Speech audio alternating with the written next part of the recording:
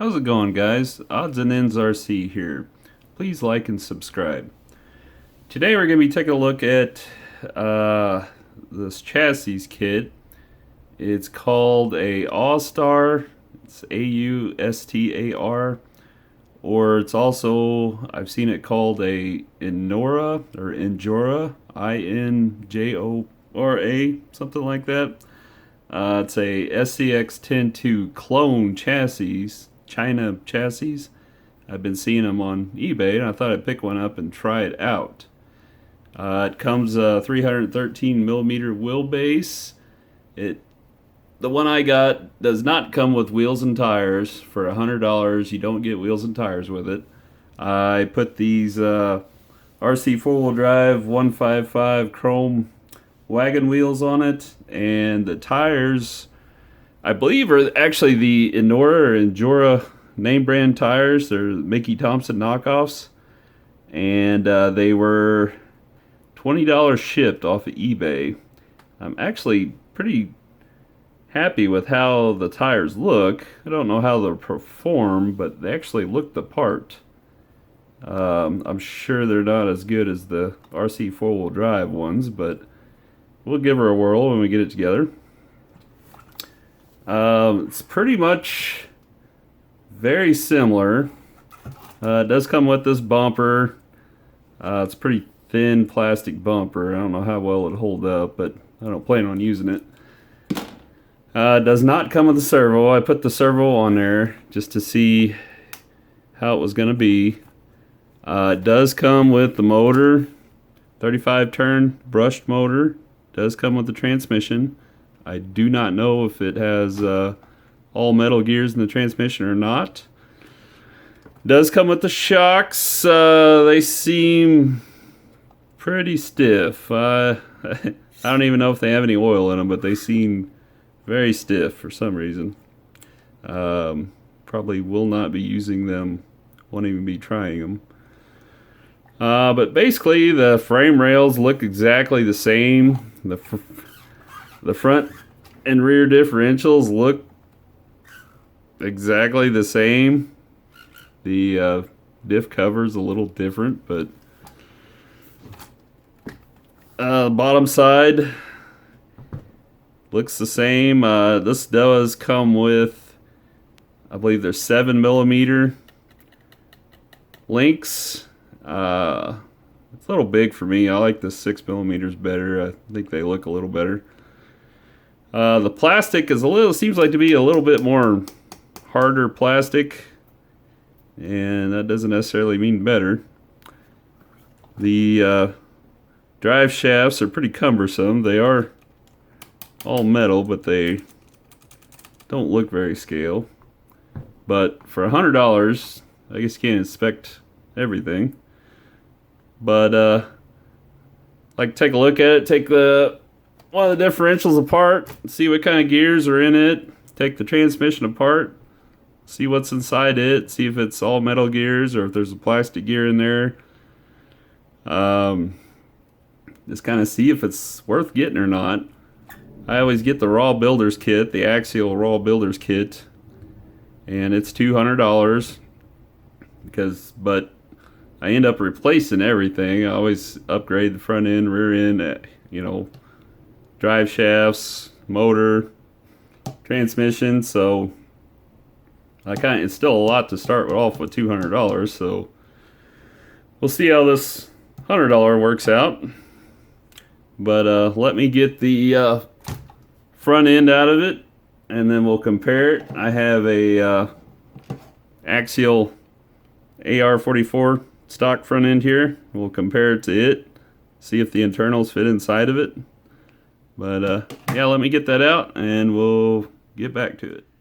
One more thing I wanted to mention before I take the front end out is on a SCX10 II, it comes with a track arm. It's what keeps your axle kind of in alignment when the suspension moves up and down, so it doesn't give you bump steer. I did notice this thing has the arm for it on the axle, but it does not have the place for it on the frame, where on an axial, it comes down from the shock tower on this side, and it has a little hoop that comes down, and the track bar connects to it. This does not have it. I guess they forgot that part. It's like whoever designed this didn't quite copy it exactly off an axial. But without that bar, you have bump steer. So when your suspension goes up and down, your tires turn a little bit. So we will be adding that later to get rid of that bump steer. But I just thought I'd add that before I took the front end out.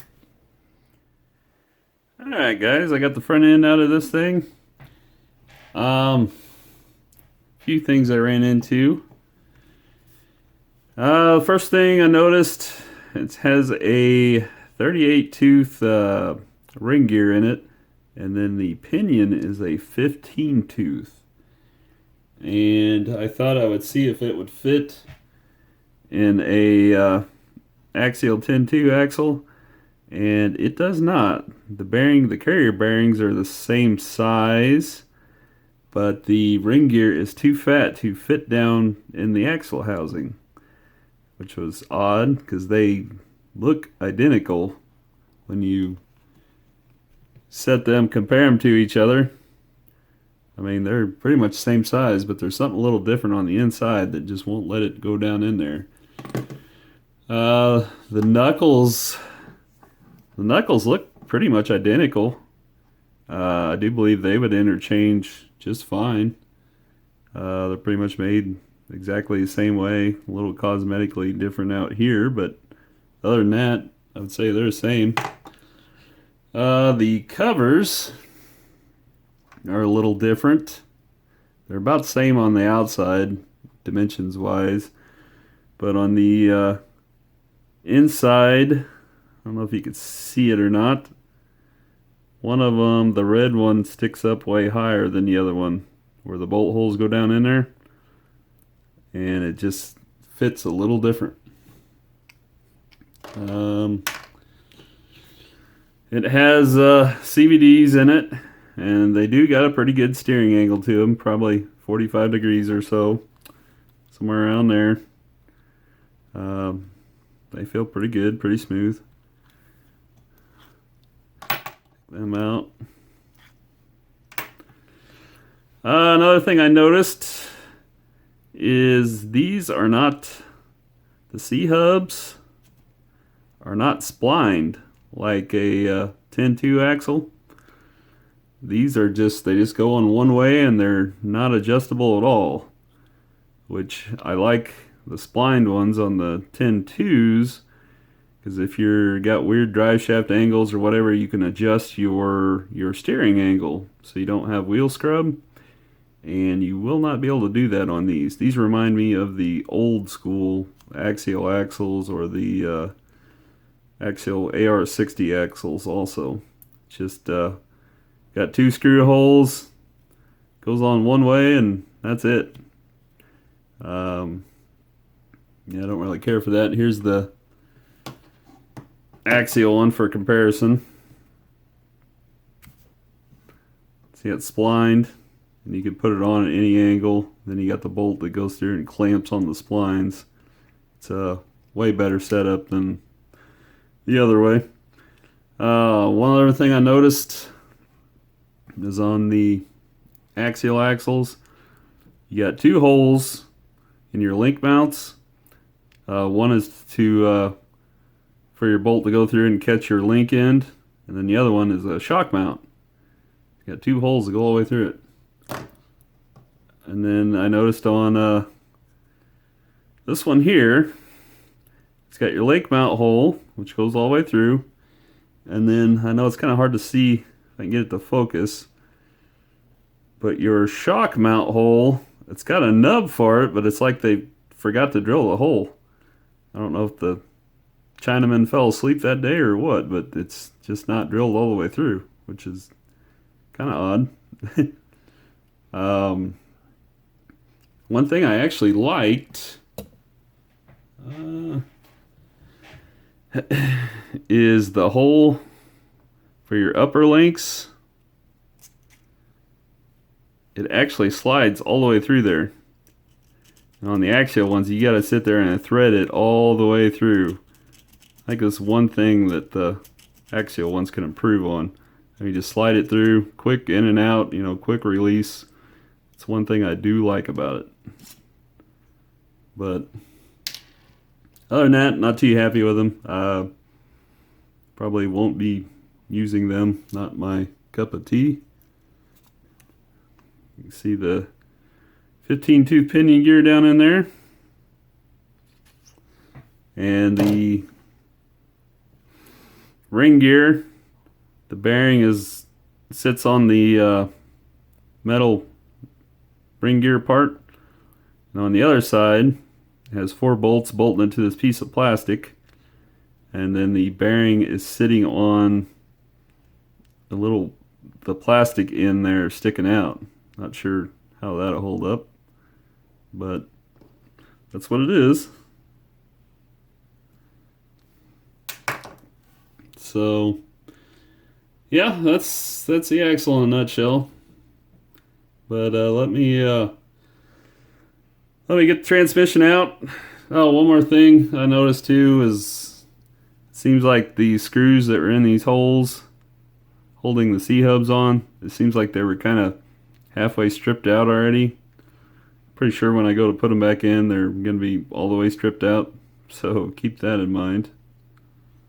It's just a different kind of cheaper plastic than what the axial stuff is.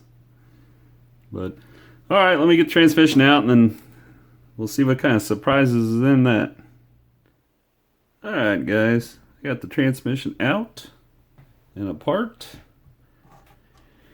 And not really surprised, all 3 gears are plastic. On the older axial ones, this gear is metal, and then the other ones were plastic, and then the center plastic gear would always fail. Well, on this one, they are all 3 plastic. And that's not going to hold up. I know that smallest little plastic gear is going to fail. I was hoping at least it would be like the old axial ones where the smallest gear was metal at least, but no, they're all 3 plastic. And they don't mesh very good. It has a little grind to it whenever you're spinning it. It's not really free feeling. It has this odd configuration here. It's got this hex deal with no bolts. I don't know how that would hold up over time. And it looks like it's a 32 pitch gear setup. It had a 17 tooth pinion gear in it, which I don't know, that would make this thing extremely too fast. The clutch setup, it's got a piece of like foam rubber glued to the gear. I'm not sure how that'll hold up over time. Again, you get what you pay for, but I was just kind of curious to what was inside this thing. Here's a closer look at that motor. It's an Austar motor. I don't know anything about these. Don't know if it'll hold up or not. I might put it in my Tamiya CC02 to see how it does. And also here is one of the shocks that was on it. It just had a little bit of oil in it. It either all leaked out or they just shipped it with a little bit of oil. I put some 35 or 45 weight oil in it. And I noticed it makes a scraping sound. The rod scrapes on this little cap down here, the metal cap, which isn't good. I don't know, I think they're just complete junk. Usually these things up here, where it's pressed in, usually they'll fall out, come apart. So I'll probably be throwing that away. Here's a closer look at the drive shafts that come with it. Kind of looks like a hex tool. But I mean, they're pretty smooth, but they just look kind of big and cumbersome. So overall, is this thing worth $100? No, not to me. The transmission, I don't think will hold up. The front end has that weird size gears in it. They're not compatible. They will not go in a axial front end. These are not adjustable. Wasn't too happy with that. So would I recommend it? No, probably not. I think you're better off just buying the Axial Builder's Kit. You get better transmission, you get the better axles. It's just a lot better setup. It comes with the pan-hard setup in the front end. Just not for me. If you're just getting this, you're not going to use it very hard.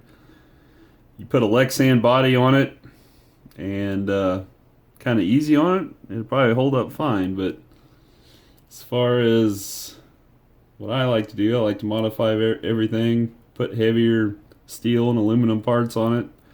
I usually end up with a pretty heavy truck, so I know this is not going to hold up. I do not know if they're the same exact years as what's in the axial transmission. I haven't checked yet. But another thing I noticed is any of the screws, like the screws where it mounts to the plate, the skid plate, I'm pretty sure when I put the screws back in, they're going to strip out. They just felt like they were pretty much stripped out when I took them out. And I'm almost positive they're going to be stripped out when I go to put them in. So, yeah, save your money. It's well worth the extra $100 for the builder's kit. That's the way I would go. Let me know what you guys think. If you have any experiences with this, but that's my thoughts. But thanks for watching, and we'll catch you on the next one.